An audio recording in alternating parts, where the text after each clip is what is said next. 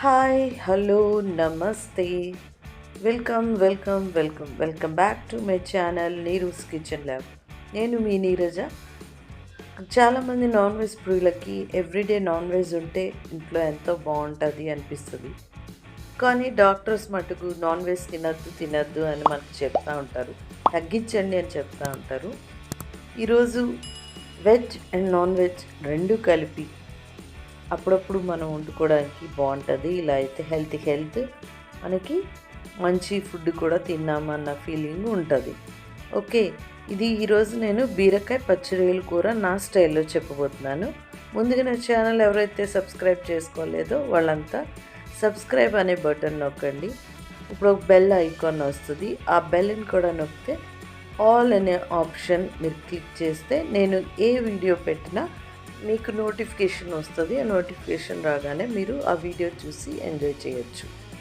Okay, ఇప్పుడు నేను ఒక 3/4 కిలో బీరకాయలు తీసుకున్నా. వాటిని శుభ్రంగా కడిగేసుకుని చెక్కుని మొత్తానికి అన్నీ ముక్కలు కోసుకోవడానికి రెడీ చేసుకుంటున్నా.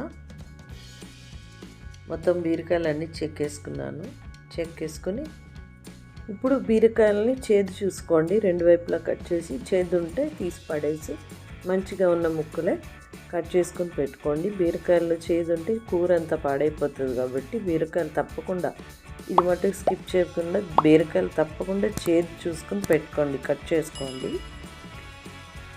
ఇప్పుడు స్టవ్ మీద ఒక ప్యాన్ పెట్టుకుని స్టవ్ వెలిగించి ఆ ప్యాన్లో ఆయిల్ వేసుకోండి. ఒక 2 స్పూన్స్ ఆయిల్ వేసుకుని ఆయిల్ మరిగిన తర్వాత శుభ్రం చేసి కడిగి పెట్టుకున్న రొయ్యలని ఆయిల్లో వేసి ఫ్రై చేసుకోండి. కొద్దిగాని ఆ నీసు వాసన పోయే వరకు, తడి అంతా డ్రై అయిపోయే వరకు. మనం ఏదైనా నాన్ వెజ్ ఆయిల్లో వేయగానే వాటర్ వస్తుంది కదా, వాటర్ అంతా పోయే వరకు చక్కగా ఫ్రై చేసుకోండి. ఫ్రై చేసుకుని అవి వాటర్ అంతా పోయిన తర్వాత అవి మళ్ళీ అదే ప్లేట్లోకి తీసేసుకోండి. మళ్ళీ ఇంకొక స్పూన్ ఆయిల్ వేసుకోండి. అదే ప్యాన్లో వేసుకుని ఒక 1/2 స్పూన్ జీలకర్ర వేసుకోండి. జీలకర్ర చిట్పెట్లాడిన తర్వాత ఒక 1/2 ఆనియన్, కట్ చేసిన ఆనియన్, తర్వాత కరివేపాకు, పచ్చిమిర్చి అన్నీ వేసి చక్కగా దోరగా వేయించుకోండి. బ్రౌన్ కలర్ వచ్చిన తర్వాత అందులో ఒక 1/2 స్పూన్ అల్లం వెల్లుల్లి పేస్ట్ వేసి అది కూడా ఫ్రై చేసుకోండి.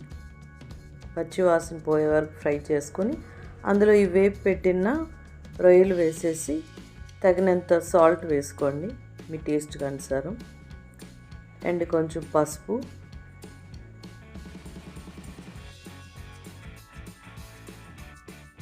మసాలా కారం కూడా 1.5 టీ స్పూన్లు కారం వేయండి. ఇందులో కొంచెం బీరకాయలు కదా, స్వీట్నెస్ ఉంటుంది, కారం ఎక్కువగానే పడుతుంది. అవి కూడా మంచిగా కూరకు పట్టేసేలా ఒకసారి ఫ్రై చేసుకుని ఇప్పుడు బీరకాయలన్నీ అందులోకి వేసేసేయండి.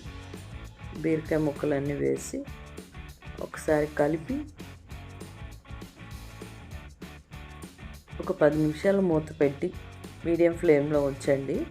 బీరకాయలో వాటర్ ఎక్కువ ఉంటుంది కాబట్టి వాటర్ ఊరుతుంది అనమాట. చక్కగా వాటర్ వచ్చేస్తుంది అందులోంచి, బీరకాయల నుంచి బయటకు వచ్చి ఆ వాటర్ తోటే సరిపోతుంది. ఇంకా నీళ్ళు వేయక్కర్లేదు మనం ఈ కూరలో, నీళ్ళు వేయకుండానే ఉడికిపోతుంది. చూడండి ఎంత వాటర్ వచ్చేసిందో, ఒక్కసారి కలిపి చూడండి. అది చూసారా ఎంత వాటర్ వచ్చిందో. ఆ వాటర్ తోటే బీరకాయ మొత్తం కూర అంతా ఉడికిపోతుంది అన్నమాట.